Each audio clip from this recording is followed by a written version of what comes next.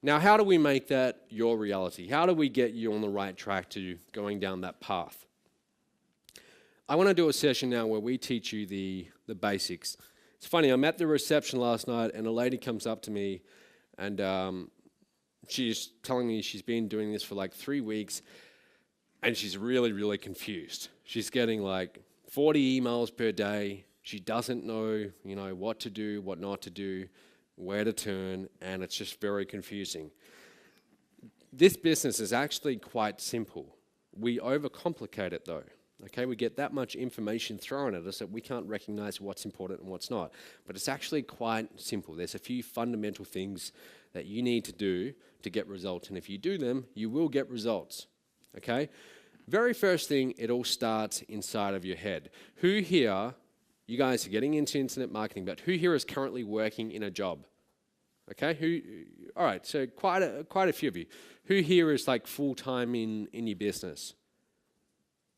All right, so it's roughly like 70% of you are in jobs and 30% of you are pretty much full-time.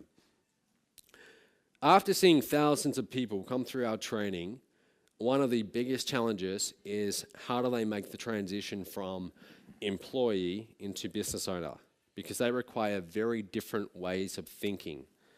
Okay, T. Harv Eker, I don't know if you guys know who that is, but he wrote a book called The Millionaire Mind, and he talked about the differences between business owners who do very well, become wealthy, become rich, and the masses who never really do that well with money. And I want to read some of these out because I think this sums it up perfectly. The poor and middle class, they believe that life happens to me. Okay, I can't control what's going on. People who do well financially, they believe I create my life. That is like the most important thing. Whether you believe life happens to you or you are in control and you create your own circumstances. If you believe that the amount of money in your bank account is due to someone else, your job, the economy, you're never going to get wealthy. Okay? Until you accept absolute full responsibility for where you are financially, you will not get wealthy. So even when I didn't have a lot of money, because I'd spent it all on internet marketing, I still accepted full responsibility. Not in the beginning. In the very beginning, when I spent that $40,000, I went through like a period of maybe 6 months where I blamed the guy that I'd given that money to. I thought, that bastard, he never helps me. I sent him all that money. And I was blaming him for like a long time. But then I realized it's not him, it's all me. Okay, you have to accept that. The poor and middle class, they want to be rich. Everyone wants to be rich. That's why they buy lottery tickets. The people who do well, they are committed to being rich. There's a big, big difference. I come from a family of people who belong on the left side, okay? They think very much like that. Buy lottery tickets, etc. Okay? When the family that you were brought up in, I mean, that really conditions you, and those of us who were brought up with those beliefs, we have to snap out of them, okay? And that can be a real challenge. But you have to examine the way that you think, your own thoughts, and look at, am I in the poor and middle class, or am I thinking like someone who's going to do very well? They are poor receivers, okay? Have you ever noticed that some people, when you give them money or you give them something, they're almost uncomfortable getting it? They're like, oh no, that's too much. That's too much. Here, have some back. If you want to get wealthy, you've got to get very comfortable with receiving. Okay, you've got to get comfortable with accepting money. So if people want to pay you, you accept it, zero guilt. Okay? But it's worth looking at these two different ways of thinking because this underlays everything. Choosing the right people to learn from. Here's the deal. When you get started in this industry, you know a certain number of things. Okay, there's a little area, a little circle of what you know. So you might know how to send an email. You might know how to set up a lead capture page. But then there's a bigger area, okay? And you're aware of that. You're aware of those things, but you don't really know about them. You've heard of something called CPA marketing, cost per action marketing. You've heard of that. Or you've heard of SEO, search engine optimization, but you wouldn't know how to go and do it. So that's the area that you don't know about. But then there's this much, much bigger area of what you don't know, okay? That's where a mentor comes into play, okay? That's the area that you're not even aware you don't know about, okay? Because a good mentor, they've been there before you. A good mentor, they've actually gone down the path that you're about to go down, and they know that all the challenges that you're about to face, they've gone through them and they know how to solve them, okay? So you want to learn from people who have that, okay? They've actually done what you want to do. Now, let's begin. All right, so the first bit of cash that I want to give out, I want to ask you a question. And if you get this next thing, if you understand what I'm about to tell you, you fully understand it, then you can consider that whatever you invested to be here is a very, very good investment. If you get just this one lesson, this is the most important lesson in marketing, okay? What is, if we are going to sell online to the masses, what is the one thing that we need before anything else? And before you answer, let me pose this to you a different way. Here's my challenge. I'm going to give you the best copywriters in the world. People who write sales letters, charge over $100,000 to write a single sales letter. They are that good. They are that good. And you have the 5 best in the world at your disposal. On top of that, I'll give you the top 5 phone sales closers. Okay, these people can sell ice to an Eskimo. They are that good on the phone. And you have those 5 people. So you have this team of 10 people at your disposal and pretty much anything else that you want. Yet if you give me just one thing and one thing only, I'm going to outsell you every time. $20. What is it? Put up your hand. Hand first and then I'll pick you. No. No. Nope. You? No. You, David? Nope. Almost. No, no product. Nope. Nope. No. No, no, no. No. You're getting warmer. Getting warm. Give me one thing and I'll outsell you every time. Does anyone know? What is the one thing? What is the one thing that if I have, I'm going to outsell you every time, whatever you want to have? You can have the copywriters, the phone salespeople. No, I'm looking for, come on, 2 words. I'll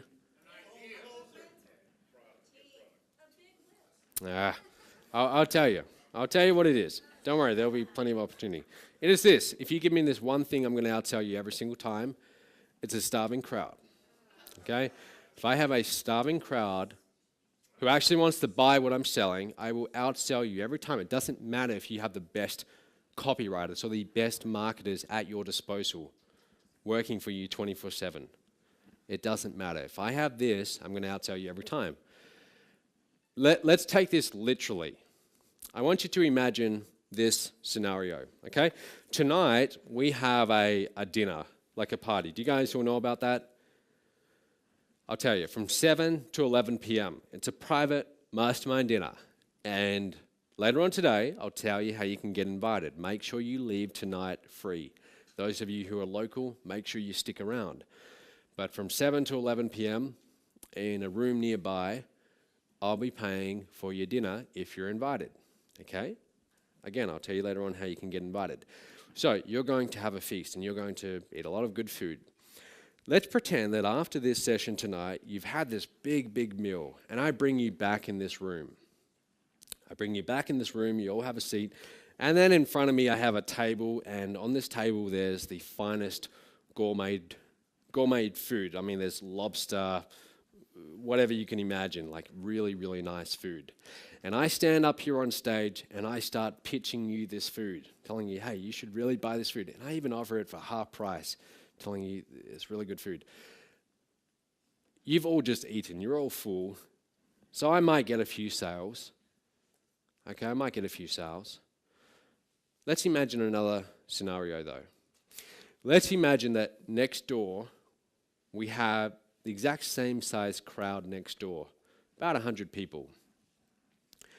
And for this experiment, I've been a little bit cruel. I put a chain and lock on the door, and I kept them in there for 5 days without food.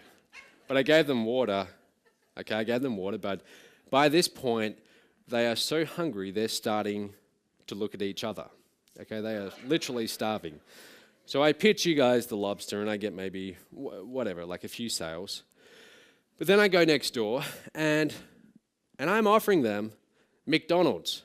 But it's like, this is McDonald's after 171 days. That's a Happy Meal. It doesn't decompose. There's so many preservatives in it. Let's say this McDonald's is like almost 200 days old. It is disgusting. A homeless person would not want to touch this. And I have this big table of like 200-day-old McDonald's. I go in that room, and I stand up there on stage, and I give you guys a big like 1-hour pitch for this finest gourmet food at half price. I go in that room, and I practically say, I got McDonald's, and I'm going to charge you 10 times what you would normally pay for it. Who wants it? I'm going to have a stampede in that room. They're going to rush at me so fast with their money because they want what I'm offering. Do you see the difference? I want you to understand this lesson. It's not about the product. Everyone thinks it's all about the product. It's about the audience. I could be selling garbage like 200-day-old McDonald's, but if I'm selling to the right audience, I'll outsell any other room who's selling to the wrong audience. It all begins with the market, the audience that you're selling to. That is where everything begins. And the way that like I've been in marketing for a little while, and you guys have probably experienced this. When you tell people what you do, and they say, what are you doing? You say, oh, I'm in internet marketing. And they say, oh, yeah, like I want to learn how to do that. I mean, I've got this great idea for a product. If I could just find out how to market it, I'd be making a lot of money. That's how you recognize someone who they don't quite get it. They've got a lot to learn. It's not about the product. It's all about the market, the audience. Again, the product is less important than you might think. It's all about the audience. The reason why I want you to get this is because if you're going to try and make money online and sell to the masses, that's where it all must begin. You could be the greatest internet marketer in the world, but if you're trying to sell to the wrong audience, you're not going to get any sales. So this is where it all begins. Has anyone seen this before? It's from Perry Marshall, a guy he's a very good marketer. Basically, this triangle, the C stands for conversion, T for traffic, and E for economics. This is like the foundation of your business. Okay, conversion, traffic, economics. And in the middle, there's the 80-20 principle. You've all heard of that, right? 80-20? No? Yeah, all right. Most of you have. If you haven't, come and see me in the break. This is where it all begins. Okay, if you have traffic conversion and the right economics, you can make a lot of money online. And then those equations below there, they're mine. Actually, I didn't come up with them, but that's the foundation. Traffic plus conversion. Traffic is an audience. You guys all know what traffic is, right? Traffic is this room, that room of starving people after 5 days. That could also be a different traffic source. Traffic is the audience, the people who are clicking on your ads. Do not look at clicks as clicks. Look at them as people sitting behind computers all around the world. Thoughts, real lives going on in their minds. Okay, traffic plus conversions equals sales. Now, as long as our sales, our gross revenue, is greater than our expenses, what we pay to get that traffic, we're making money, we're profitable. So to get you guys here in this room costs money, right? To get those people in that room costs money. All traffic costs money.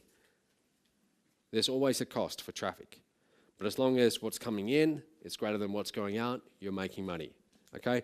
I know these are very basic things, but this really is this business. This is what it all boils down to. It all comes down to this.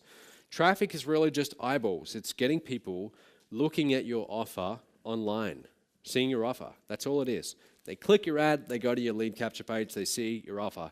But it's the right traffic. If there's one thing that annoys me, it doesn't really annoy me, but it just, when I see it, I realize that's a person who doesn't quite get it. Let's say you're on Facebook. Do you ever see people kind of bragging about how they get leads for like 15 cents or 20 cents? They talk about how they get free leads or free clicks. Have you ever seen that before? It shows that they don't get it, because they're talking about, hey, I'm getting really cheap clicks. Well, big deal. It's about where are those clicks coming from?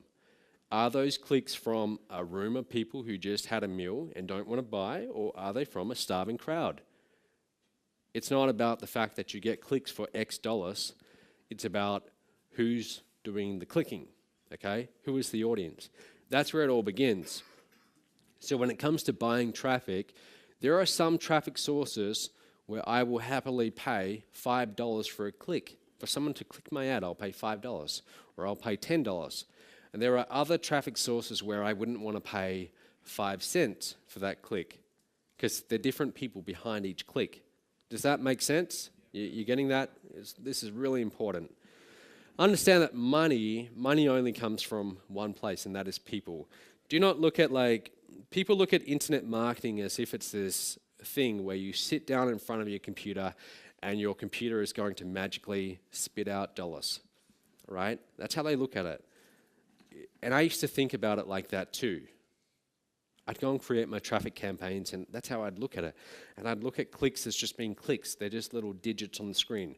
But then I started thinking about them as being real people around the world, sitting there in their home, in their office, or on the couch in front of the TV, laptop in their lap, kids running around, the dog barking. I started thinking about them as real people.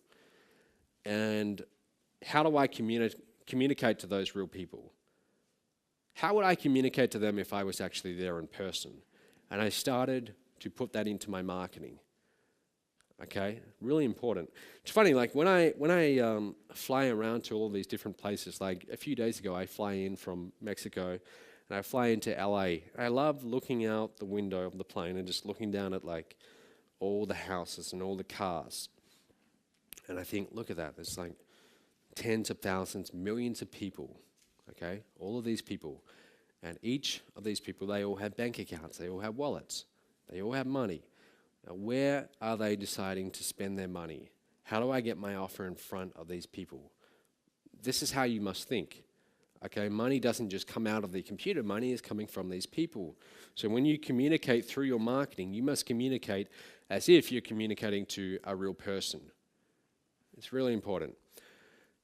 So traffic, I'm not going to go into too much detail about traffic, and I'll tell you why. Later on, you're going to be hearing from John Chow, you're going to hear a little bit from Terry Lamb, you're going to hear from Marlon Sanders tomorrow. Marlon's the guy who's been doing this since I was about 9 years old. And they're going to be talking about list building, okay? So they're going to tell you everything you need to know about how to get leads. But traffic is really just, it's about getting your offer in front of the right audience. So whether it's banner ads, postcards, doing an ad in a magazine, a newspaper, having affiliates promote, that's what it's all about, just getting your offer in front of the right people.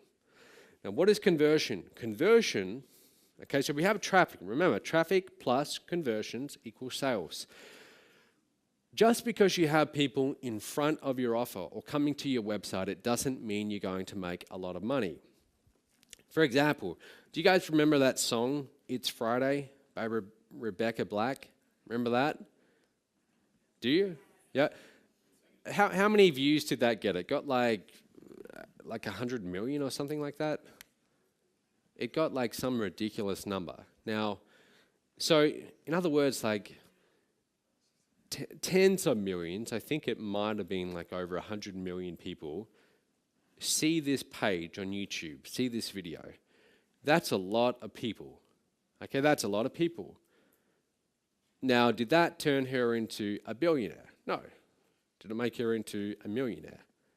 No. Maybe made her a little bit of money, but my point is just because you have a lot of traffic, it doesn't necessarily mean that you're going to make a lot of money. Don't look at traffic as being the answer, because if you don't have the right conversion model, you can have all the traffic in the world. You can have a few 100 million people around the world in front of their computers looking at your website, but it's not going to turn into money, okay? Conversion is that thing that separates a profitable business from one that's not.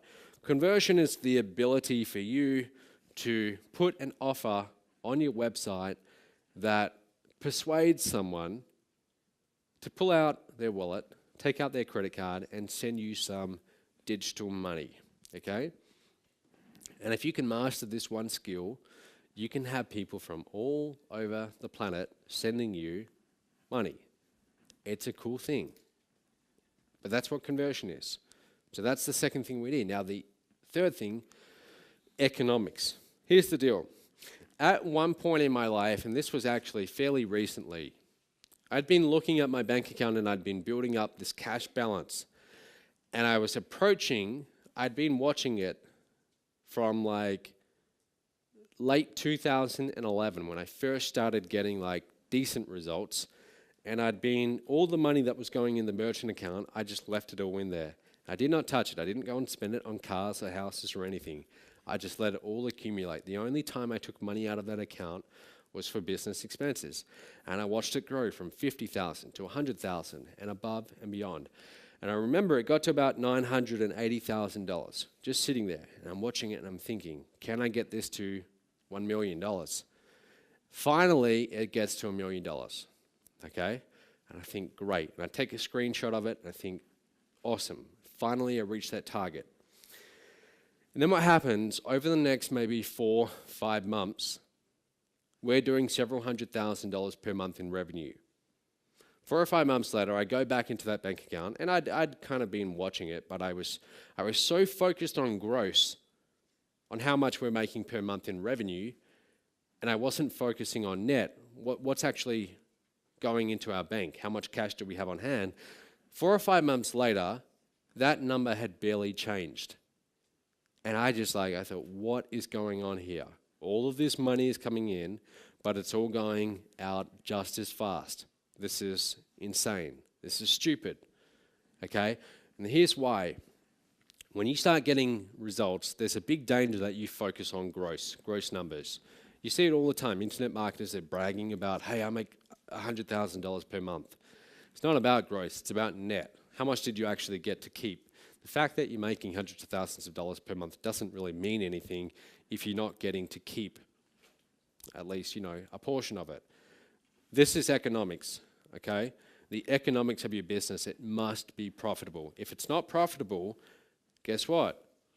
You can't keep on spending money to go and get a new audience. You can't scale up, okay? So this is really, really important. Who here have you guys like done a traffic campaign before? You've spent money on traffic before? Who spent money on traffic? Most of you, right? And I'm sure you've had the experience of you spent like $100, $200, and you got nothing back, right? Now, how long can you keep on doing that for? Not very long, okay? More money is going out than is coming in. That's the economics. That's the part you have to fix. Now, on the other hand, what if you spend $100 and you get back $200? How long can you keep on doing that for? Forever. That's exactly what I did. When people ask me, like, what did you do to scale so quickly? That's what I did. That's all I did. I had my first like $5,000 and $15,000 a month. Rather than go and spend that money, I chose to put most of it back into the business to get more leads, more traffic. And I took that from 15 to 45 to 81K and so on. I just kept on putting it back into the business. It wasn't that hard. It's not something that all of you couldn't do. Provided you had the right business model, so long as you can figure out, how do I put $1 in and get $2 back, then you can do that. But that all begins with the conversion, okay, the business model. We're going to talk about that a little bit later on. Now, most of you, if you are getting started, here's what you need to understand. In the very beginning, cash is where you need to be focusing on, okay? You need to be bringing in cash. Why? You've got all of these expenses. You've got money going out on traffic. You start hiring people. You need cash on hand. My first few years in this business, I was constantly on the edge of having no money in the bank. I'd get like $500, $1,000, and then it would drain away, and I'd watch it dwindle down, and I'd have to wait for the next payment to come in, okay? But you need to be focusing on that, okay? Building up your cash reserves. Some of this, does this sound like general knowledge? Maybe it does, but this is really what started getting me results. Okay, late 2011. I start making money and I start to think to myself, all right, I'm going to keep this cash on hand for the business. Okay, and that became my focus. How do I grow this? How do I build this up? Most of the money that you will make in this business is not from new customers, okay? It's from repeat buyers. This was like, again, this is one of these epiphanies that I had. I realized that, hey, I can go and get new traffic and get new customers, but what is far, far easier is if I go to my existing customers and I sell them more products. I find additional ways to help them. Because by this point, now they trust me, now they know me, they've done one transaction with me that went well. Now we have that relationship, and now they're okay. It's much easier with getting that second sale than it is the first. The most expensive sale you will ever make is the first one, okay? This is what I do really well in my business. We get a customer, we don't just think, okay, now it's time to move on. We find additional ways to help them. So right now, we have customers in our database who are approaching about $100,000 spent with us, with my company. Think about that. How many of those would you need to start making $1 million per year? Not that many, right? So if you can find a way to help people at that level and keep on making repeat offers where they want to spend more and more with you, that's where your focus needs to be. A lot of people in internet marketing, they're so focused on going and getting new customers rather than maximizing their existing customer value. We're going to talk about that a little bit after the break, okay? For example, and here's the deal. When you're looking for a market, and I'll talk about that in just a moment, a good market to go after is one where as you serve them, as you sell them your product, and that product helps them, their purchasing power goes up. Where's David? David Fellini. Yeah, David.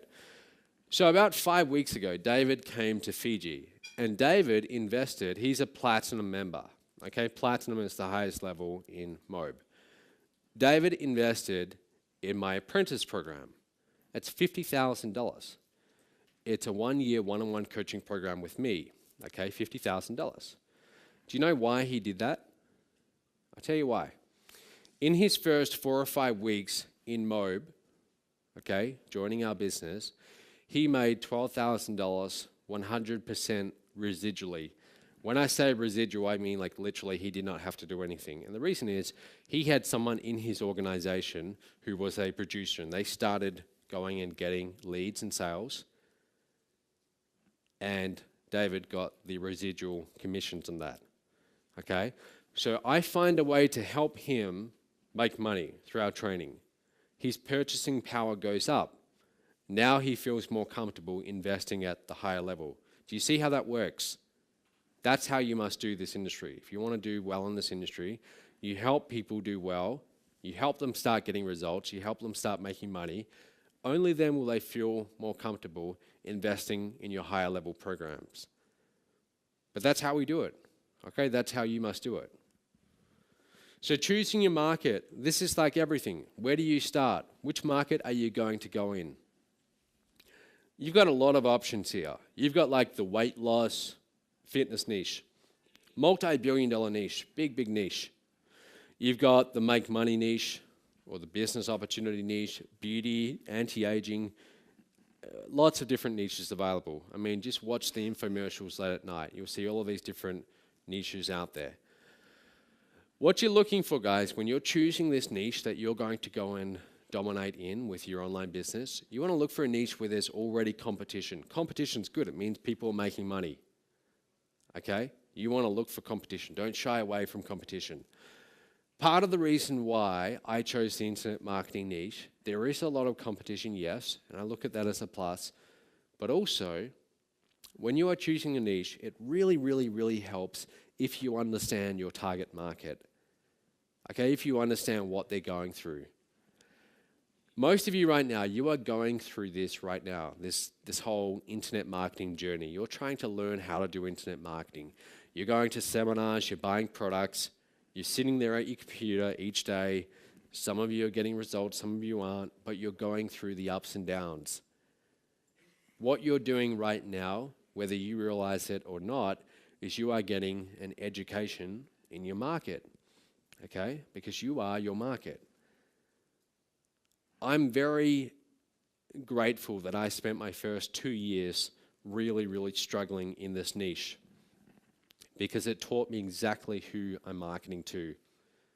I know my prospect very well because I used to be my prospect. Okay? Do you see how that works? Everything you're going through, don't look at it as a burden, look at it as a gift. This is like the perfect market study that you're going through. So whatever you're experiencing right now, file it away because these things that you're going through, these will become your assets, your greatest assets in the future. Okay? Make sure you choose a niche that has the $1 million potential. Okay? So there's little tiny niches that don't quite support a $1 million business. So make sure you have a big enough niche.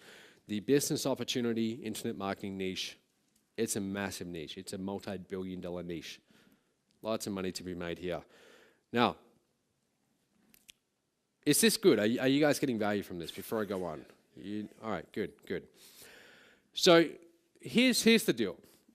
In order to become wealthy, what we need to do, this is like the big kind of epiphany I had. So I'm mowing lawns and I'm getting paid like $15 per hour. And I'd go and do my little job and I'm picking weeds, doing whatever they wanted me to do, like picking up like dog shit, stuff like that. That's what I'd have to do. It wasn't the greatest job. And I was doing that for like 3 years, trading my time for money. And I didn't really like it, but I liked at the end I'd get the $50 note for 3 hours usually, and then I'd go to the bank. I liked that part, but I didn't like trading my time because I thought it's only so many hours per day. There's a ceiling on what I'm doing. And I was doing this in like the most wealthy area in Perth. So I'm going into all of these big mansions, okay? These people making a lot of money, and I'm doing this manual labor, trading my time for money. And I saw it right there and then. I saw that, hey, what I'm doing right now, I'm just trading time away from my money. And it's never going to get me where I want to go. You have to figure out how to transcend that raw exchange of time for money. That's what a business can do for you. That's why we create systems. We create systems because they can work independently of us. They don't require us to be there trading our time away. All right? This is what I started doing in 2011. I started creating systems. So for example, I think to myself, all right, I get someone on my list, on my email list. They opt in. Now they're on my list. I can write an email each day, or I can write a 15-day follow-up sequence that will be sent out automatically. That's a system. Or I can set up a webinar. I can do a live webinar every Wednesday night, or I can create a recording that plays every Wednesday night, whether I'm there or not. So I started creating automated webinars. And I know that probably sounds technical to some of you. That sounds like, how do you do that? It's not. I mean, you can figure this stuff out. Like, don't get caught up on the technical details. I'm just trying to tell you that focus on creating systems that work independently of you. Then what I started doing, at that point, I'm doing all the phone sales in my business. I start to think, well, this is great. I'm making okay money, but I'm working 14-hour days. How do I bring other people on board who can make calls for me and sell to my leads for me in exchange for a commission? And I start doing that. So now we have a phone team selling to our leads without me having to be there. That's a system. Do you see the difference? A system versus a job, okay? You become wealthy through creating systems. Next thing you need, when it comes to clicks, to getting traffic, you've got two choices. You can go paid or you can go free. Now, free is not really free because it takes your time, okay? You have to trade away your time. So for example, making videos and putting them on YouTube, that's a way you can get traffic, but it requires your time, okay? Versus paid traffic. I'm going to recommend, even though I know John is going to be talking about how he gets a lot of free traffic, I go after paid traffic, and here's why. Here's the example I always give. Let's say, during the break, which will go on pretty soon, you want a Coke. Okay, so you go down to the first floor, and you find this vending machine, and it's kind of beaten up, it looks pretty old, and a can of Coke is $2. So you put in $2, and the vending machine gives you back $1.80. And you get a little bit annoyed, but you choose a cheaper drink. And you put in the $1.80 for this cheaper drink, and again, this vending machine gives you back less than you put in. Now it gives you back $1.60. Now you start getting annoyed and you hit the vending machine, you're thinking, hey, what's going on? This vending machine is eating my money. How long can you keep on doing that for? How long? Yeah, not very long though. You're going to run out pretty quickly. You're going to run out, within a few minutes. But let's say that you go upstairs and there's another vending machine and this one's brand new. And this time you put in $2. Instead of giving you a Coke, it gives you back $2.20. Okay? So you think, okay, well, I wanted a drink, but hey, that's okay, $2.20. So now you put in $2.20 to buy a bottle of Coke, a little bit more expensive. But now it gives you back $2.40. This vending machine is giving you back more than you're putting in. How long can you stand there in front of this vending machine? Forever. And you would, right? You would keep on putting money into it over and over and over again. If you can create a system online, which we will be talking about later on today, where it's able to take $1 and turn it into $1.20, and $1.20 and turn that into $1.40, and so on and so forth, that's how you scale up. That's how I did it. Okay, it started off, again, a few $1,000s a month, and I kept on reinvesting that money, putting it back into the vending machine. That's the whole goal of this. That's why I like paid traffic. Your list. So guys, you need to build an audience in this industry. Dan Kennedy calls it your herd. Okay, your herd. And he doesn't mean that in a derogatory way, but it's like you build your own herd, a group of followers. Okay, a group of people who you influence. Okay, that's what your list does. Who here has a list, an email list? Or you've started to build one, even if you only have a few leads? That's great. Okay, so starting to build your own list, very important. I started building mine in 2008, got my very first leads. I remember getting my very first lead from Google AdWords. I was right on the tail end of when that was still possible. And then getting to 100 leads, and that was like a big moment in history for me. I thought, wow, 100 leads. But it all starts there. Wherever you are right now, start building that list and email them every single day. Email them every single day, okay? And some people think, well, isn't that too much? Trust me, just do it every single day, okay? Make offers to them. Sell to them, but do it in a way where it's entertaining, where it's interesting, where they enjoy getting your emails. Keep it lively. You've got to have personality in your marketing. And the good news is you don't have to have a good personality. Okay, you don't. You need to, what you're really trying to do, the best marketers, polarize their audience. The best marketers will piss off a lot of people, like 95% of the people, but there will be 5% who love them, okay? Who will travel around the world to just be with them. That's what you want to do, okay? You want to polarize your audience. You're going to be hearing from Terry Lamb after lunch. Now, if you're on Terry's list, his emails are pretty edgy, okay? And he does that. Who here is here because of Terry? Yeah. So you guys get his emails, right? And they're pretty, like, they can be pretty. I'm on his list too. That's good. That's good marketing. All right. He's saying, look, you need to be at the Home Business Summit. If you're not here, get off my list. Like, it's kind of like that kind of attitude. And it works, right? It's obviously working for him. That's what you want to do. I'm not saying that you need to be rude to your list or anything like that, but I'm saying don't be in the middle. Be one of the extremes, okay? You're not trying to appeal to everyone. If you try and appeal to everyone, you will go broke, okay? What you're trying to do is you're trying to appeal to maybe a small portion of that audience, okay? And they're really going to resonate with your message. Those are the people who are going to buy from you. Personal time management and focus, okay? This is what separates someone who does well from someone who doesn't in this industry. All of you are going to get the exact same knowledge over this weekend. Now you can go home, and you will go home, and you'll start perhaps implementing. I hope you implement. Yet there will be people in this room who become much more successful than others. Why? Is it because of intelligence? Maybe to some degree, but not as much as you might think. It's going to be more due to their own time management and their own focus. What do they spend their time doing? This is what really changed everything for me. My first 2 years, I spent my time doing all the wrong things. I spent my time constantly responding to other people's marketing.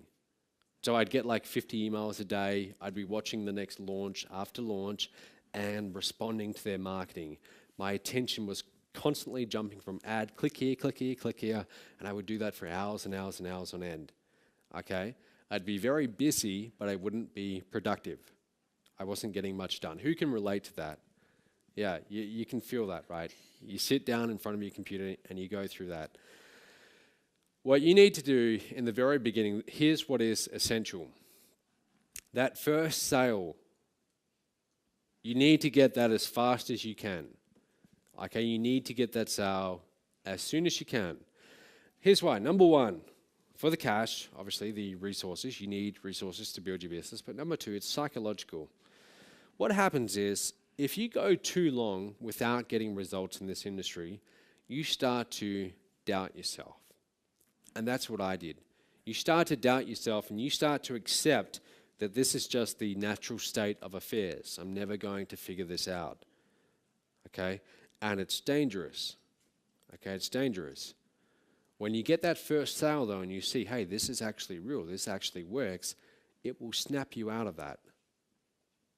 That's why it's so important that everything you do when you get home, your primary goal is, I'm not going to try and make $1 million. I'm just going to try and get my first sale. I'm going to promote this product as an affiliate. I'm just going to try and get one sale. That's all you focus on. Just focus on that one thing. Focus on making that very first sale. That's it. So what you should and shouldn't be doing. Here's the difference between someone who does well in this industry and someone who doesn't. It's where you're spending your time, okay?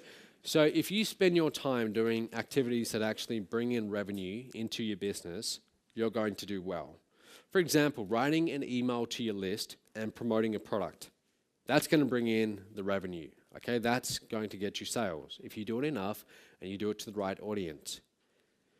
Putting on a webinar, okay? Some of you haven't done a webinar before. For some of you, you're thinking, what's a webinar?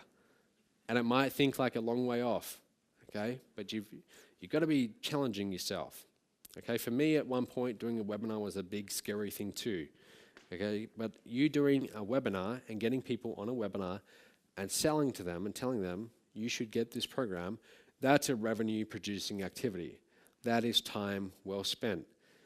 Getting new traffic, talking on the phone one-on-one to a prospect, and actually selling. That's a revenue-producing activity. This is where your focus needs to be in your business.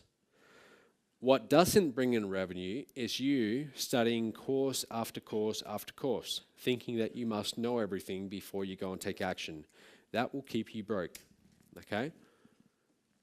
Doing admin, bookkeeping. Do you know I didn't pay taxes for about 3 years when I started this business. Not on purpose, but because I was so focused on building the business that I thought I'll do all the bookwork later. And I wasn't bringing in that much money anyway. I thought, well, what taxes? But only recently did we get up to date. But my point is, your focus needs to be in the right areas. The 80-20 principle, most of what you do, here's the thing, guys. If you were to take a notepad around with you during the day and write down what you're doing every 10 minutes, and if you actually go home and do this, write down what you're doing every 10 minutes, and then look at that at the end of each day, you will find that a lot of what you did, it's just like busy work. It's busy work, but it's not productive work. In your business, you are either swimming forwards or you're treading water, okay? Now, when you're treading water, if you've ever been in the ocean or a pool and you're treading water, you're moving, right? You feel busy, but you're actually going nowhere. That's what checking email, checking Facebook, that's what that is. That's treading water. Now, you can do that for a little while, but if you keep on doing that, sooner or later, you will drown. You will get that tired that you will drown, okay? And that is equivalent to people coming into this industry 3 months later, dropping out, okay? They drown. They spend all their time treading water. You need to be swimming forwards. Swimming forwards is focusing on activities that actually bring in the revenue, okay? It's not doing the trivial many, it's doing the vital few. The vital few, those few activities that actually move you forwards in your business. And here's the deal, guys. When it comes to startups, and make no mistake about it, this is a startup, okay? What you're about to embark upon, this is your startup. It's going to be very, very messy. It's going to be very messy. And this is what like people don't get. When I like started getting results in 2011, I asked you before, you all know Jonathan Budd, right? I had promoted for Jonathan, and we started to become friends, okay? And he had made millions of dollars, and here I was, I'd only just started getting half-decent results.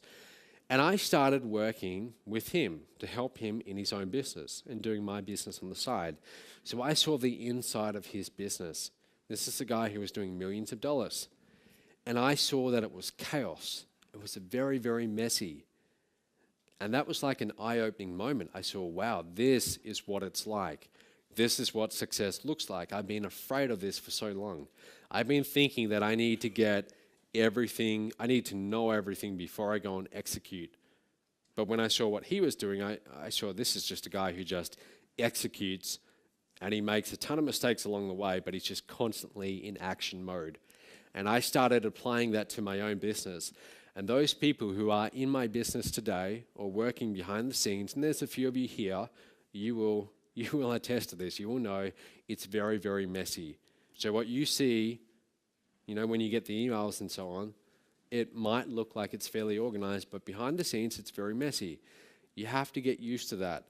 Don't be afraid of that. Don't be afraid of it being messy. Accept it. That's just how it's going to be. If you want to get to $1 million in this industry, it's going to be messy. You're going to make a lot of mistakes along the way. I love this little line. As entrepreneurs, we're like literally building the plane as we fly it. That's how it feels at times, okay? We're just like moments away from crashing, and you've got to embrace that. I'm not saying you need to be reckless, but that feeling of not having all the answers, embrace it, okay? When you embrace it, that's when you start getting momentum in your business. That's when you start moving forwards. At each stage that you go through as you build this up, and I can see a few of you, I know we're going to take a break in about 5 minutes, guys. At each stage as you build this up, it's different, okay? In the very beginning, when you're getting to your first like $10,000 a month, $50,000 a month, it's going to be chaos, okay? It's going to be chaos. It's going to be very messy. Don't be afraid of that. As you build it up, you're going to start to bring people on board to help you out, and you're going to start to have more structure in place. And then it goes to rapid growth and then continuous growth, and it gets bigger and bigger. But in the very beginning, the startup environment, it is like that. It's chaos, it's messy, and the thing is, guys, most of us, we're brought up through the education system where we are taught that you go and study books first. You go and study books, you do the test. You go on and acquire the knowledge first before you go and do. That's why I struggled for my first 2 years. I was in my 4th year at university. I mean, I'd been through like the last decade, I'd been in the education system, and I'd been trained that that's what you do. You study, you get all the answers before you even think about doing. And I tried applying that to internet marketing, it doesn't work. And then I switched my approach and I thought, okay, how about if I just go and do? And I figure it out along the way. And I make a ton of mistakes, and it's very messy, but that's what I'm going to try. And that's when things started to change. Your focus in the very beginning, everything you do must be about making sales. And I know I probably sound like a broken record here just telling you this over and over, but this is truly like, this must permeate everything you do. Everything you do in the beginning must be about, how do I sell more products? Look at people like Richard Branson, for example. I mean, he's always selling. He's always in selling mode. Donald Trump, he's always selling. Like these entrepreneurs, they are always selling. That's what you must learn to do. Okay, this must become a part of what you do. Always be in promotion mode. Now, a big question I get, and a few people asked me this last night, how much time do you need to put into this? How much time do you need to be dedicating to your business? And my answer is that it really depends. It's possible for you to get to 10,000, 50,000 a month working a few hours per day if you are working on the right things. Okay, it's possible. But if you want to take this to millions and millions and millions of dollars per year, this will require an absolute dedication from you. Okay? And some people look at that and they think, well, I don't want to do that. That looks like a lot of work. And here's the deal. Here's what I learned. If you look at this as work, then you're going to have a hard time getting results. You cannot look at this as work. You must learn to love this. I mean, like for me, doing marketing, it's always on my mind. My business is like always on my mind. It's like one of the most important things in my life. And if you want those kind of results, that's how you must think about your business. You must learn to love it, okay? Richard Branson, I don't think of work as work and play as play. It's all living. Like there's no clear lines. It's not 9 to 5 anymore. When I look at my business, like I'm always in that mode, what's going on in the business, okay? I'm always thinking about it. This is how you must learn to think and relate to your own business. Now, I don't know if you guys are interested in this, but if you are wondering, like, what do you do in a typical day to do the kind of numbers that you're doing? What's your typical day look like? I want to just tell you this. And are you guys interested in this, or do you want me to skip over it? All right. So this is like the earliest I've been up in about 5 weeks. I woke up at 7 a.m. this morning, and it was very painful. Normally, I wake up at like 11 a.m., and that's when I start my day, because I sleep late. But I wake up, and I go to the office. And I'll talk about that in just a moment. I have an office. It's only 5 minutes away, but I go to the office. First thing I do, I go and get my coffee. I need my coffee, and I sip it all throughout the day. I have to have that coffee. It's like a habit. And the first thing I do, I sit down in front of my computer, and I check my emails. I check my Facebook. This is not what most time management people tell you to do, but that's what I do. And I check my numbers. I want to know what were our sales overnight. Now, you need to do that too. You need to be checking your numbers. You might think, well, what if I don't have any numbers to check? You need to still start doing it. That's how you're going to train your mind to focus on, are we moving forward? Are we bringing in revenue? Okay? But that's what I do. And I'll talk to the key people on my team. I'll email my list. I'm always thinking about that. The most valuable asset that you have in this business is the relationship with your list. I can't tell you the number of times when I hear people tell me, oh, Matt, I brought some leads from you, okay, and I got like 500, 1,000 leads on my list, and then I ask them, have you been emailing them? And they say, well, not really. And I say, well, how long's it been? And they say, well, it's actually been about 5 weeks.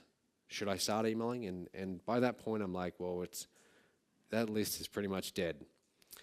Your list is an organic thing, okay? And the relationship between you and your list it is organic. It's either improving or it's degrading. It's never static. And you must keep it alive. That's why I say you must email your list every day. At least do it at least 4 times, 5 times per week in this niche. Keep it alive. Because that relationship, if you don't email them, they'll start to forget who you are. That relationship will be damaged. Okay, that relationship is money. That's everything. Okay, so I'll email my list. That's very important to me. I will create new products, create new offers. That's a revenue producing activity. See, this is something I do these days. I didn't used to do this 4 years ago or 2 years ago because I didn't know any better. I'm not saying that you guys need to go and do this. I'm not saying you need to go and create products. What I am saying, though, is that your priority when you sit down to work each day must be what's going to move the business forwards, what's going to bring in revenue, okay, what's going to move us forwards. Improving our current sales funnels, improving the conversion model, very, very important, okay? Now, around 3 or 4 p.m., I'll go and get lunch, okay? Whatever I do, I go to Subway, whatever, and I eat at my desk, and I'll watch YouTube, but it'll be something about this business, okay? It won't just be, sometimes it is, sometimes it's just time-wasting stuff, but that's what I do. And then at 6:30, then I'll work to 6:30 p.m., I go home, go for my run, have dinner, and then I'm back in the office, and I'll work through to 11 or 12, okay? Most of you probably wouldn't want this life. And people would maybe want the money, but they wouldn't want the life, okay? Here's the thing though, I tell you this because this is what I do. I love what I do. I love internet marketing. I love having this, my daily routine, 7 days a week, even Sundays. This is what I want to do, all right? I love doing the business. You must learn to really love your business. You must become that passionate about it that you're always thinking about it. So I get home, I'll usually, I'll watch a movie or something like that, but I always have my laptop open and I'm always thinking about the business. That's a typical day in my life. Now, you don't have to be putting in those kind of hours, okay? You don't have to at all. And over this weekend, I'm going to show you a few ways where you can still get the results you want, whether it's 10,000, 20,000 a month, whatever you're aiming for, without having to, live this kind of life where you're putting in 12 hours per day. But I just show you this because if you want to take this all the way to millions and millions of dollars per year, this is the kind of dedication that you must be willing to put in. Not too many people really tell you that because it's not something people like to hear, but that's the truth. Your environment. A key turning point for me around that time of late 2011 was when I decided I need to start taking this business a little bit more seriously. I need to get out of my bedroom because up until that point I'm working out of my bedroom. I have a desk in the corner and I need to get a real office. And when I go to work each day, I need to treat my business like, I don't like to say it, but like a job almost. Where I actually have a time when I get into the office and I sit down and I get stuff done. So I rented an office, even when I could barely afford it. And it scared me to sign the lease for 1 year because this was a time when there wasn't much money coming in. But I knew, hey, something's got to change here. This isn't working.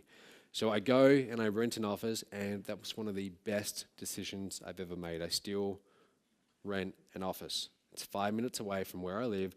I drive to the office every day. Costs me like $1,000 a month extra, okay? $12,000 a year. Maybe that seems like a lot to you, maybe not, but it comes back many times over in ROI, okay? Because it's a better environment. You sit down and now you're ready to produce. When you try and run your online business from your laptop in front of the TV, you're not really working, right? You're you're checking email. That's not really getting stuff done. So the environment that you're producing in has a big impact on what you get done. This other principle, guys, as you're scaling this business, and we're going to have a break in about 2 minutes, but as you're scaling your business, I want you to learn this lesson early on because no one really told me this and it's got me into trouble a few times. One is the most dangerous number in business. You don't ever want to become dependent on one thing. For example, if you become dependent on one traffic source and that traffic source dries up, that's dangerous. If you have one merchant account where you're accepting the money and that merchant account gets shut down, as they often do for some reason, there goes your business. A little while ago, our CRM, like where we manage all of our customers, that pretty much got shut down. Hundreds of thousands of dollars that cost me. Okay? So don't ever become dependent on one thing. Always be thinking, what's my backup plan here?